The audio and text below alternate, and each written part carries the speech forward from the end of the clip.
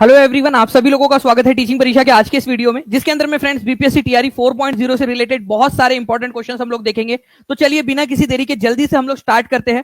जितने भी बच्चे यहाँ पर में जुड़ चुके हैं उन सभी लोगों का बहुत बहुत स्वागत है। Ladies and gentleman, boys and girls, आप सभी का एक बार फिर से स्वागत। मैं आप लोगों को बता दूं फ्रेंड्स कि जितने भी बच्चे यहाँ पर में जुड़ चुके हैं, जिन्होंने सेशन को लाइक कर दिया, एक बार हाथ ऊपर करके जल्दी से जो है फ्रेंड्स बता देंगे कि कितने बच्चे यहाँ पर में लॉयल है, जिन्होंने ऑलरेडी अपना अपना योगदान यहाँ पर में दे दिया है। ठीक है, जहां भी शेयर कर सकते हो फ्रेंड जल्दी जल्दी से शेयर कर देंगे, ताकि हम लोग इसी तरीके से जो है एनर्जेटिक सेशन यहाँ पर में लेके आते रहे आप लोगों के लिए। तो जल्दी जल्दी से टेलीग्राम, फेसबुक, व्हाट्सएप, इंस्टाग्राम, अपने लाइब्रेरी के ग्रुप में, अपने कॉलेज के ग्रुप में, हर जगह पे जल्दी जल्दी से शेयर कर देंगे आप सभी के सभी लोग। ठीक है, चलिए तो पहले क्वेश्चन की तरफ में हम लोग आगे बढ़ते हैं फ्रेंड्स। हमारे पहला क्वेश्चन आप लोगों की स्क्रीन के ऊपर में ये रहा। देखिए, पहले क्वेश्चन के अंदर में आप लोगों से यहाँ पर में बोला गया है कि मानव अधिकारों की सार्वभौमिक घोषणा। देखिए, ये क्वेश्चन इंपॉर्टेंट है, याद रखना आप लोगों ने, ये क्वेश्चन एग्जाम के अंदर में पूछाने की बहुत अधिक संभावना है। मानव अधिकारों की सार्वभौमिक घोषणा, ठीक है, universal declaration of human right इसको बोला जाता है इंग्लिश में, को संयुक्त राष्ट्र महासभा द्वारा कौन से दिन अपनाया गया था। ठीक है, अब देखिए ये क्वेश्चन जो है ना आप लोगों का कि कौन से दिन जो है मानव अधिकारों की सार्वभौमिक घोषणा को अपनाया गया था, तो आंसर हो जाएगा आप लोगों का फ्रेंड 10 दिसंबर। ठीक है, और ईयर था 1948। इसी वजह से जो है फ्रेंड्स हम लोग क्या करते हैं, हर साल 10 तारीख को, ठीक है, मानव अधिकार दिवस, ह्यूमन राइट्स डे मनाते हैं। तो ह्यूमन राइट्स डे कब मनाते हैं, अगर ये क्वेश्चन आ जाए आप लोगों से, तो ये भी आप लोगों ने याद रखना है कि ह्यूमन राइट्स डे 10 तारीख को मनाया जाता है। क्यों मनाया जाता है, क्योंकि इसी दिन संयुक्त राष्ट्र महासभा के द्वारा जो है इसकी घोषणा की गई थी। ठीक है, 10 दिसंबर 1948 को। ओके, और आप लोगों को बता दूं फ्रेंड्स कि ये पूरा का पूरा मैंने पेड क्लास के अंदर में आपको जो है पढ़ाया हुआ है। Universal declaration of human rights को लेकर जनरल असेंबली किस तरीके से हुआ था, कैसे रिजोल्यूशन पास हुआ था, कितने आर्टिकल्स है, सब कुछ इसके अंदर में हम लोगों ने कवर किया हुआ है। तो जो बच्चे ऑलरेडी क्लास के अंदर में है वो प्लीज इसको जरूर अच्छे से रिवाइज करते रहेंगे आप सभी के सभी। ओके, चलिए नाउ फ्रेंड्स नेक्स्ट क्वेश्चन की तरफ में हम लोग आगे बढ़ते हैं। आपको बताना है कि भारतवर्ष तथा उसके पड़ोसी जो देश है, तो भारत और उसके पड़ोसियों के संबंध में निम्नलिखित में से कौन सा कथन सही है।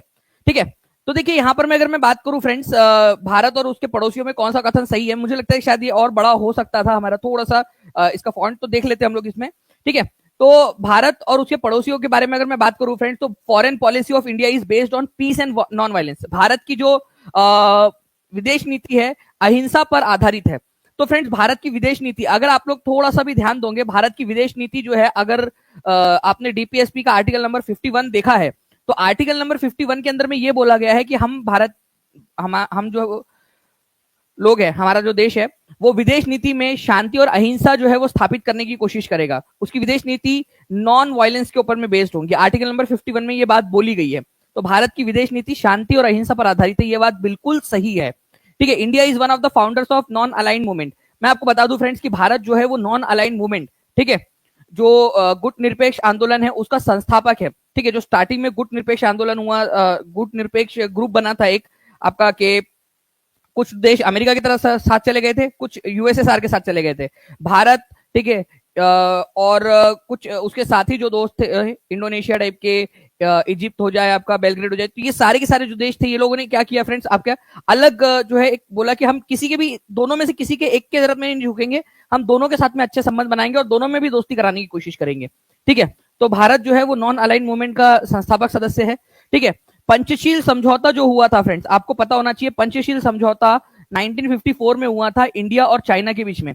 ये दिखाता है कि हम किस तरीके से दृढ़ है, हमारी दृढ़ इच्छा शक्ति दिखाता है कि कैसे हम जो है हमारे पड़ोसियों के साथ में, विदेशी ताकतों के साथ में हम लोग अच्छे संबंध रखना चाहते हैं। ओके, तो पंचशील समझौता किसके बीच में हुआ था, इंडिया और चाइना के बीच में 1954 के अंदर में। और ये दिखाता है कि हमारा भारत जो है एक दृढ़ निश्चय के साथ में था कि ठीक है, कोई बात नहीं, थोड़ा सा झुकना पड़े तो झुक जाएंगे, लेकिन अच्छे संबंध जो है हमारे पड़ोसी के साथ में रखेंगे हम लोग। तो आंसर इसका डी हो जाएगा फ्रेंड्स। और ये क्वेश्चन एग्जाम में आया हुआ है आप लोगों का, कितने लोगों ने लगा दिया सही, अब ये याद रहेगा इनको, बताइए जल्दी जल्दी से। ठीक है, मैंने इसके अंदर में बहुत सारे पॉइंट्स आपको बता दिए। विदेश नीति भारत शांति और अहिंसा पर आधारित रहेंगी, कौन से आर्टिकल में बोला गया, जल्दी से आप बता देंगे। पंचशील समझौता भारत की दृढ़ निश्चय को दर्शाता है, ठीक है। पंचशील समझौता कौन से साल में हुआ था और कौन कौन से देशों के बीच में हुआ था, ये भी आप बता देंगे। भारत क्या नॉन अलाइंड मूवमेंट का जो है संस्थापक सदस्य था, ये क्वेश्चन आप लोगों से डायरेक्टली पूछा जा सकता है। ठीक है, तो गुट निरपेक्ष आंदोलन का भारत जो है संस्थापक सदस्य है, इसको याद रख लीजिएगा आप सभी के सभी फ्रेंड्स, बहुत ही इंपॉर्टेंट है। अच्छा, एक चीज और बता दूं, गुट निरपेक्ष आंदोलन की पहली जो बैठक थी, ठीक है, ये भी याद रखना है आप लोगों ने फ्रेंड्स, कौन से साल में हुई थी, ये क्वेश्चन आप लोगों से पूछा जा सकता है। ओके, तो बेलग्रेड के अंदर में नॉन अलाइन मूवमेंट की जो पहली बैठक थी, फर्स्ट ठीक है, सेशन इसका, ओके, फर्स्ट सेशन इसका नॉन अलाइन मूवमेंट का 1961 के अंदर में हुआ था, बेलग्रेड के अंदर में, बेलग्रेड। ओके, चलिए आगे बढ़ते हैं हम लोग। यहां पर मैं बहुत सारे और भी इंपॉर्टेंट पॉइंट्स आप लोगों को बताता रहूंगा मैं, जो आपके एग्जाम के अंदर में आ सकते हैं। नेक्स्ट क्वेश्चन की तरफ में आगे बढ़ते हैं फ्रेंड्स। देखिए यहां पर मैं क्या बोला है कि केंद्रीय मंत्री परिषद जो होता है, ठीक है, मोदी जी और उनके जितने भी मंत्रीगण हैं वो सारे लोग, ठीक है। तो केंद्रीय मंत्री परिषद सामूहिक रूप से किसके प्रति उत्तरदायी होता है, ये आप लोगों को बताना है, ठीक है। जितने भी बच्चे जिन्होंने सेशन को लाइक कर दिया है हाथ ऊपर करके बता देंगे, और जितने लोगों ने नहीं किया जल्दी जल्दी से सेशन को लाइक एंड शेयर जरूर करते रहेंगे फ्रेंड्स, क्योंकि यही चीज है जो हम लोगों को और ज्यादा मोटिवेट करती है आप लोगों के लिए और ज्यादा बहुत सारे और कंटेंट लाने के लिए, ठीक है। तो देखिए यहां पर मैं अगर मैं बात करूं केंद्रीय मंत्रिपरिषद ने, ठीक है, केंद्रीय मंत्रिपरिषद किसके प्रति उत्तरदायी होता है, तो ये डायरेक्टली फ्रेंड्स हमारे भारत के संविधान के अंदर में ही ये बात बोल दी गई है, ठीक है। हमारे भारत के संविधान के अंदर में ये उल्लेखित है कि हमारे जो केंद्रीय मंत्रिमंडल है, ठीक है, एक केंद्रीय मंत्रिमंडल होगा जो राष्ट्रपति को एडवाइस करेगा कि क्या डिसीजन लेने। ऑब्वियसली बात है राष्ट्रपति के ऊपर में बंधन कारक है कि केंद्रीय मंत्रिमंडल के सिफारिश पर ही काम करे वो, लेकिन उसके बाद वाला ही जो आर्टिकल है, आर्टिकल नंबर 75, वो ये कहता है, ठीक है, कि सामूहिक रूप से, देखो केंद्रीय मंत्रिमंडल होगा, ये आर्टिकल नंबर 74 में लिखा है कि एक केंद्रीय मंत्रिमंडल होगा, और ये केंद्रीय मंत्रिमंडल, ठीक है, सामूहिक रूप से किसके प्रति उत्तरदायी होगा, ये वाली बात में मिला दूं इसमें, तो किसके प्रति उत्तरदायी होगा, ये लोकसभा के प्रति उत्तरदायी होगा, ये आर्टिकल नंबर 75 में लिखा हुआ है, ठीक है, आर्टिकल नंबर 75 में। मंत्रिमंडल होगा, ये आर्टिकल नंबर 74 में बोला गया है कि भारत का एक केंद्रीय मंत्रिमंडल होगा, एक मिनिस्टर ऑफ काउंसिल होगा जिसमें प्रधानमंत्री उसके मुखिया होंगे, ये राष्ट्रपति को एडवाइस करेंगे कि क्या काम करना है, कैसे करना है, ठीक है। इसके अलावा ये जो केंद्रीय मंत्रिपरिषद होगा ये किसके प्रति उत्तरदायी होगा, तो लोकसभा के प्रति उत्तरदायी होगा, ये आर्टिकल नंबर 75 में दिया हुआ है। मैंने आप लोगों से पहले भी कहा है कि जिस दिन हम लोग जो है फ्रेंड्स 5000 प्लस लाइव हो जाएंगे एक साथ, मैं उस दिन आप लोगों को जो है टॉप 20 आर्टिकल्स आप लोगों को कराऊंगा, ठीक है। तो जितने बच्चे हैं वो शेयर जरूर करते रहिए, आप लोग सभी लोग जहां भी शेयर कर सकते हैं, ठीक है, ताकि हम लोग और ज्यादा जो है मेहनत कर सके, पूरी टीम मोटिवेट हो, जो बैकएंड की टीम है वो भी मोटिवेट होती रहे और आप लोगों के लिए काम करते रहे, ठीक है। चलिए, तो मंत्रिपरिषद आर्टिकल नंबर 74 और मंत्रिपरिषद उत्तरदायी होगा लोकसभा के प्रति आर्टिकल नंबर 75, इसको लिख देंगे आप लोग सभी लोग जल्दी जल्दी से, ठीक है ना। नेक्स्ट क्वेश्चन की तरफ में हम लोग आगे बढ़ते हैं फ्रेंड्स हमारे, ठीक है। आपको बताना है कि under which type of sector does Bhil, ठीक है, या भेल जिसको बोलते हैं, भारत हैवी इलेक्ट्रिकल्स लिमिटेड कम। भारत हैवी इलेक्ट्रिकल्स लिमिटेड जो है फ्रेंड्स ये एक सरकारी कंपनी है, ठीक है, ये आपको बता दूं, इसमें सरकार का बहुत बड़ा एक शेयर है, इसी वजह से ये एक पब्लिक सेक्टर कंपनी है। पब्लिक सेक्टर कंपनी का मतलब होता है जिसमें 51% या उससे ज्यादा सरकार की हिस्सेदारी होती है, सरकारी हिस्सेदारी, तो उसको पब्लिक सेक्टर अंडरटेकिंग बोला जाता है। अगर कोई कंपनी है जो प्राइवेट है, जैसे रिलायंस हो जाए, ठीक है, और आपकी एयरटेल हो जाए जो भारती मित्तल की है, ठीक है, टाटा ग्रुप हो जाए, ये सब क्या है, प्राइवेट कंपनीज है, ठीक है, बड़ी बड़ी प्राइवेट कंपनीज है। ऐसी बहुत सारी और भी दूसरी प्राइवेट कंपनीज होती है जो निजी स्वामित्व की होती है, किसी ना किसी इंडिविजुअल या ग्रुप ऑफ इंडिविजुअल्स की होती है वो, लेकिन प्राइवेट लोगों की, ठीक है, तो प्राइवेट कंपनी। और अगर सरकार का उसके अंदर में 51% या उससे ज्यादा का हिस्सा है तो पब्लिक अंडरटेकिंग हो जाएंगी वो, ठीक है। कई बार ऐसा होता है कि प्राइवेट और पब्लिक दोनों मिलकर, ठीक है, बनाते हैं, तो उसको ज्वाइंट सेक्टर बोला जाता है, ज्वाइंट सेक्टर, ठीक है। तो आप लोगों को बता दो फ्रेंड्स, प्राइवेट सेक्टर में ओनरशिप जो है वो इंडिविजुअल या ग्रुप ऑफ इंडिविजुअल्स के पास में होती है, पब्लिक सेक्टर में सरकार के पास में होती है, ठीक है। भेल, ठीक है, Hindustan aeronautics limited, HAL, steel authority of India, SAIL जिसको बोलते हैं वो, भेल, ये सारे क्या है आपके पब्लिक सेक्टर अंडरटेकिंग के एग्जांपल्स है, ठीक है।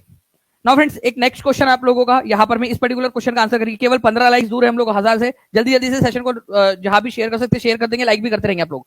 देखिए अगर मैं बात करूं फ्रेंड्स 1674 के अंदर में, ठीक है, शिवाजी महाराज का कोरोनेशन का मतलब क्या होता है फ्रेंड्स, राज्य अभिषेक। तो इनका राज्य अभिषेक कहां पर में संपन्न हुआ था। अब इसमें ना दो क्वेश्चन छुपे हुए, मैं आपको बता दूं कि एक तो ये क्वेश्चन है अपने आप में, और शिवाजी महाराज का राज्य अभिषेक कब हुआ था ये अपने आप में एक क्वेश्चन बन जाता है, ठीक है, अपने आप में क्वेश्चन है, इसको भी याद रखिएगा आप लोग। जिन बच्चों को अच्छे से पढ़ना है, आगे बढ़ना है, वो इस पर्टिकुलर क्वेश्चन का भी आंसर करते रहेंगे। मैं आपको प्रूफ के साथ में दिखा दूंगा कि इस तरीके के क्वेश्चन पूछे जाते हैं आप लोगों से, ठीक है। तो 1674 में शिवाजी महाराज का जो कोरोनेशन है या फिर उनका जो राज्याभिषेक वो रायगढ़ के अंदर में हुआ था, ये याद रखना है आप लोगों ने, ठीक है। इंपॉर्टेंट पॉइंट एग्जाम के अंदर में आप लोगों से पूछा जा सकता है फ्रेंड्स, ओके। तो रायगढ़ किले के अंदर में शिवाजी महाराज का राज्याभिषेक हुआ। शिवाजी महाराज जो है ये मराठा साम्राज्य के पहले सम्राट थे, ठीक है। तो ये आपको याद रखना, आप लोगों ने इनको छत्रपति घोषित किया गया था यहां से, ठीक है, यहां पर में छत्रपति। तो रायगढ़ जिले के अंदर में, रायगढ़ जिले के रायगढ़ किले के अंदर शिवाजी महाराज का कोरोनेशन हुआ था, ये याद रखना है आप लोगों ने, 6 जून 1674 को, ठीक है। नाउ तो ये जो चीज है फ्रेंड्स, आप लोगों को जो मैंने बताया कि क्वेश्चंस में से भी आप लोगों को सीखना है कि कैसे आंसर किया जा सकता है, क्योंकि देखिए अब यहां पर में एक क्वेश्चन आया, इस क्वेश्चन का आंसर आप लोग कमेंट के अंदर में करिए, ठीक है। वेबिनार की लिंक बाद में मिल जाएगी आप लोगों को। यहां पर में आप लोग देखिए, किस वर्ष शिवाजी महाराज को छत्रपति के रूप में राज्याभिषेक किया गया था, ठीक है, छत्रपति के रूप में। अब यह आंसर आप लोगों ने करना है, सभी लोग जल्दी जल्दी से कमेंट करेंगे। देखिए अगर मैं बात करूं फ्रेंड्स, यहां पर मैं शिवाजी महाराज का राज्याभिषेक जो है कौन से साल में हुआ था, ये आप लोगों ने आंसर कर दिया होगा, ठीक है। तो 6 जून 1674 को इनका राज्याभिषेक किया गया था। आंसर इसका ऑप्शन नंबर बी हो जाएगा आपका, ठीक है। 97% लोगों ने सही आंसर दिया है, मतलब आपको याद होता जा रहा है। ऐसे जब आप लोग रिवीजन करते हो, ठीक है, और आंसर लगाते हो तो आपको याद होता है। कितने लोग मानते हैं इस चीज को, रिवीजन से याद होती है चीजें, ठीक है, लंबे समय तक। अदरवाइज आप लोगों ने तो बचपन से अब तक बहुत सारी चीजें पढ़ी है, बट वो आपको याद नहीं है। क्यों? क्योंकि आपने रिवाइज नहीं किया है। जब आप रिवाइज करते हो तो वो चीज आपके माइंड में बैठ जाती है। और टीचिंग परीक्षा हमेशा आपको रिवाइज करवा करवा के पढ़ाता है, आपको इस तरीके से पढ़ाता है, पिन टू द पॉइंट, जो इंपॉर्टेंट पॉइंट्स है उनके ऊपर में फोकस करके कि ये एग्जाम में पूछे जा सकते हैं, ठीक है। तो इससे आपका पेपर निकलेगा, इससे आप जो है अपने सफलता की तरफ में आगे बढ़ोगे। तो आपको जो है ये ध्यान रखना है, टीचिंग परीक्षा आपको एक कदम आगे बढ़ा रहा है आपकी सफलता की तरफ में, ठीक है। चलिए, तो निम्नलिखित में से कौन सा कथन भारत के लिए सही है, ये बताना है आप लोगों ने। देखिए बिहार एस्टेट टीजीटी में आया हुआ क्वेश्चन है, ये हो सकता है ये सेम क्वेश्चन आप लोगों का रिपीट हो जाए आपके एग्जाम के अंदर में। तो कौन सा कथन भारत के लिए सही है? There is lack of religious freedom, Bharat में धार्मिक स्वतंत्रता की कमी है। भाई बिल्कुल ऐसा नहीं है, भारत के अंदर में धार्मिक स्वतंत्रता पूरी तरह से है, ठीक है, एटलीस्ट ऑन पेपर तो है ही, है ना। चलिए, तो रिलीजियस फ्रीडम भारत के अंदर में पूरी तरह से यहाँ पर इसका अभाव नहीं है। रिलीजन हैज प्राइमेसी, यहाँ धर्म को प्राथमिकता दी गई है, नहीं, बिल्कुल धर्म को प्राथमिकता नहीं दी गई है। आप कौन से धर्म से बिलोंग करते हो, इससे जो है आपका बहुत सारी चीजों में भारत के अंदर में उससे कोई लेना देना नहीं होता है, ठीक है। चलिए, here is the principle of secularism, Bharat में धर्मनिरपेक्षता का सिद्धांत है, ठीक है, बिल्कुल जी, भारत के अंदर में सेक्युलरिज्म है, धर्मनिरपेक्षता का सिद्धांत है भारत में, ठीक है, कि भारत में कोई भी धर्म का कोई भी व्यक्ति हो, ठीक है, उसको समान रूप से ही देखा जाएगा। Okay, there is a lack of religious harmony, Bharat के अंदर में धार्मिक सद्भाव का अभाव है, नहीं, बिल्कुल ऐसा नहीं है। अगर आप ग्राउंड पे जाकर देखोगे तो एक्चुअल में भारत के अंदर में बहुत ज्यादा धार्मिक सद्भाव है। हर धर्म के लोग, जाति के लोग जो है वो मैक्सिमम जगहों के ऊपर में साथ में रहते हैं। सिर्फ वहीं पे लड़ाई होती है जहां पर में पॉलिटिशियंस जो है आके लड़ाते हैं, या किसी ना किसी कोई शरारती तत्व आके लड़ाता है, ठीक है। किसी भी आधार के ऊपर में लड़ाया जा सकता है, धर्म के, जाति के, कोई और भी आधार हो सकता है जिस पर लड़ाया जाता है, लेकिन अदरवाइज बहुत प्यार से रहते हैं लोग। ओके, तो फ्रेंड्स ये चीज गलत है कि लैक ऑफ रिलीजियस हार्मनी है भारत के अंदर में। भारत के अंदर में सेकुलरिज्म का जो है सिद्धांत है। ओके, हमारे भारत की प्रस्तावना के अंदर में भी जो है फ्रेंड्स, प्रखंड हो या जिला, टीचिंग परीक्षा से ही हिला, क्या बात है। चलिए, तो यहां पर मैं आपको बता दूं फ्रेंड्स कि सेकुलरिज्म का जो कंसेप्ट है वो तो हमारे संविधान की मूल भावना में है ही। हमारी प्रस्तावना के अंदर में भी इसको डाला गया था, कब? जो सेकुलरिज्म शब्द है वो 42nd कॉन्स्टिट्यूशनल अमेंडमेंट एक्ट, ठीक है, 1976 के जरिए डाला गया था इसको, ठीक है।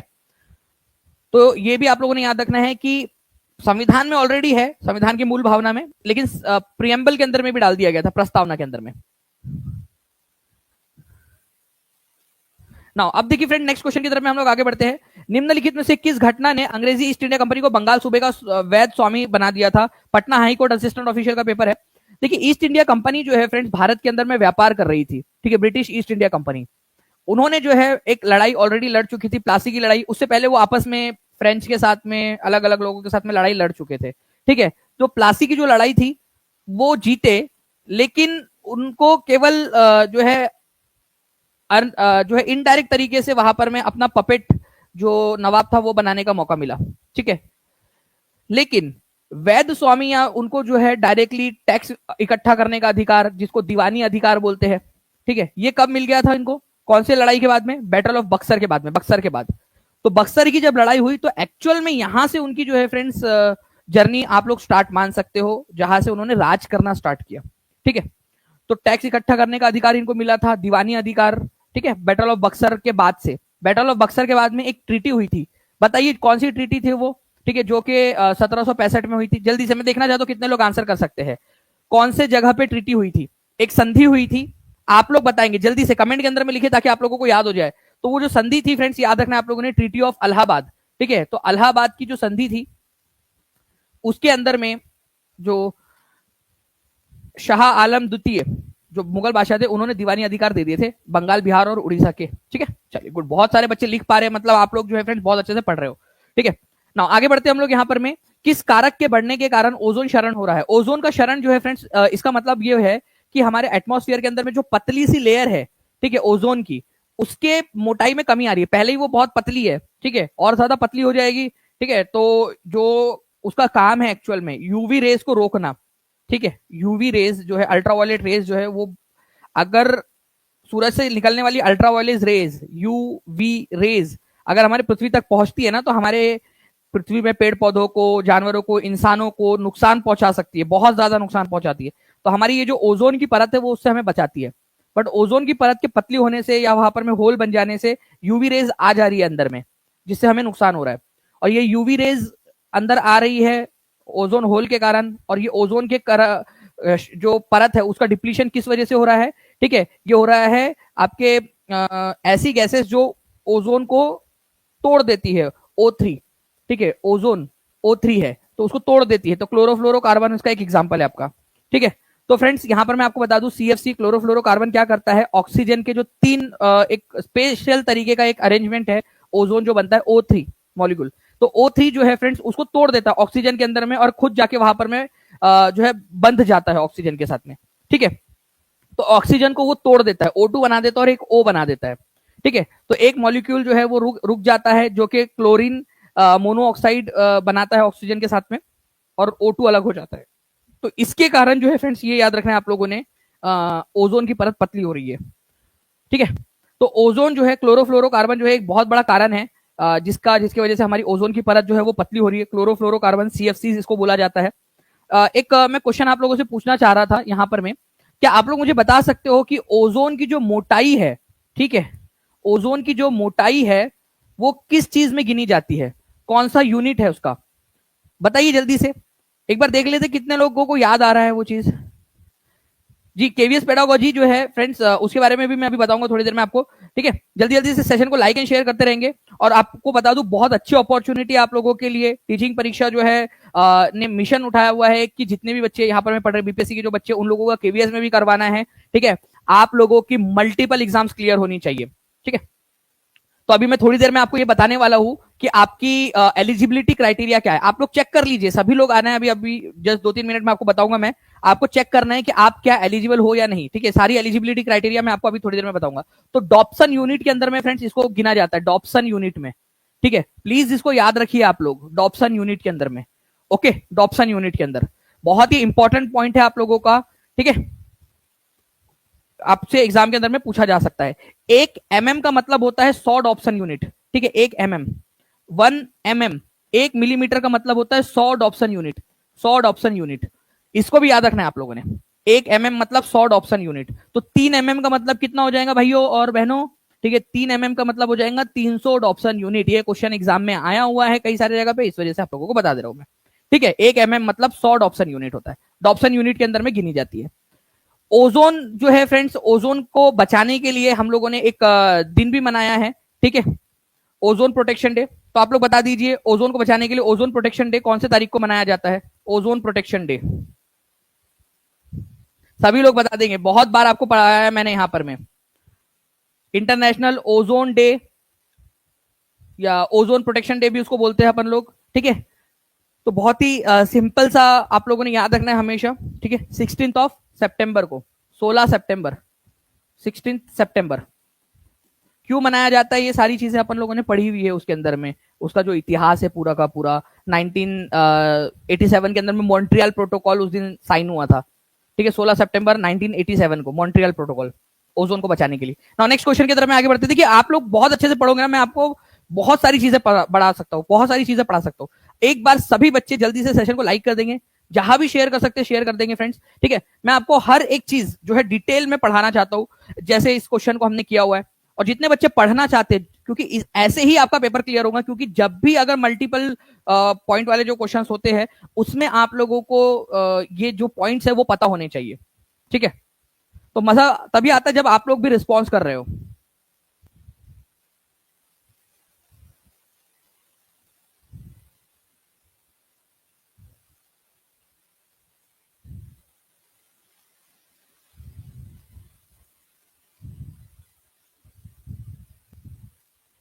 जी, चलिए तो देखिए फ्रेंड्स, यहाँ पर मैं अगर मैं बात करूं किस तिथि को रानी विक्टोरिया की उद्घोषणा जारी हुई थी, तो आपको पता है फ्रेंड्स 1857 का जो विद्रोह है, उस समय में भारत के गवर्नर जनरल कौन थे? Governor general of India. चलो आप लोग जल्दी से बताएंगे, ठीक है। उसके बाद में क्या हुआ, एक कानून बनाया गया, गवर्नमेंट ऑफ इंडिया एक्ट, ठीक है, 1858।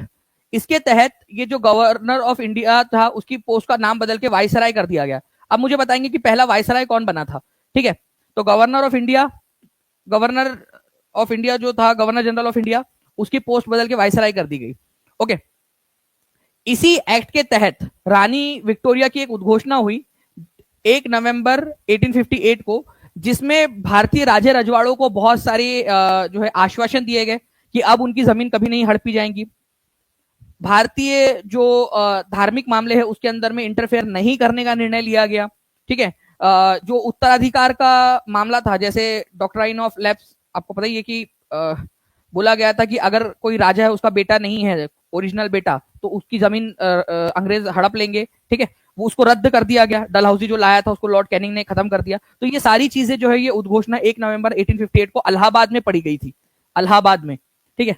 ये भी याद रखना आप लोगों ने, इलाहाबाद के अंदर में पढ़ी गई थी ये उद्घोषणा। ओके, तो लॉर्ड कैनिंग जो है फ्रेंड्स, ये याद रखना है, भारत का आखिरी और 1857 के समय में कौन था? लॉर्ड कैनिंग था, लॉर्ड कैनिंग। और आपको बता दूं फ्रेंड्स, यही भारत का जो है फर्स्ट वाइसराय भी बनता है, फर्स्ट वाइसराय भी लॉर्ड कैनिंग ही बना, ठीक है। ये भी इंपॉर्टेंट है आप लोगों के लिए, ठीक है। चलिए नाउ फ्रेंड्स, अब जो है मैं आप लोगों से कुछ सवाल पूछ रहा हूं और उसको आप लोगों ने अभी जो हमारा सेशन है, ठीक है, जिसमें मैं केवीएस की एलिजिबिलिटी आप लोगों को बता रहा हूं, वो आप लोग बताओगे। आपको बताना है फ्रेंड्स कि ओजोन की मोटाई जो है, ठीक है, ओजोन की मोटाई, ओजोन की मोटाई जो है वो कौन से यूनिट में मापी जाती है, यूनिट आप लोग मुझे बताओगे, ठीक है। ओजोन का जो है डे कौन से दिन मनाया जाता है, ओजोन प्रोटेक्शन डे, आप लोग बता देंगे मुझे जल्दी जल्दी से कमेंट करके। और मैं आपको बता रहा हूं कि आपकी केवीएस के अंदर में क्या क्या एलिजिबिलिटी है आप लोगों की, वो सारी चीजों को मैं आपके साथ में डिस्कस करने वाला हूं अभी, ठीक है। बहुत जो है इंपॉर्टेंट है आपके लिए। आप समझिए कि आपको पता होना चाहिए कि क्या आप एलिजिबल हो। अगर आप एलिजिबल हो तो आपको पढ़ाई स्टार्ट कर देनी चाहिए, ठीक है। तो डिटेल में मैं आपको बता रहा हूं। तो चलिए हम लोग उस सेशन में मिलते हैं। आप लोग वहां जाकर आंसर करिए और सेशन को लाइक जरूर कर दीजिए फ्रेंड्स, ठीक है। और जहां भी शेयर कर सकते हो शेयर कर देंगे। मैं बस 1 मिनट के अंदर में वहां पर मैं पहुंच रहा हूं। सभी बच्चे जाकर सेशन को लाइक कर देंगे ताकि मुझे लगे यार कि हाँ, आपके लिए और ज्यादा जो है स्पेशल सेशंस लेने हैं।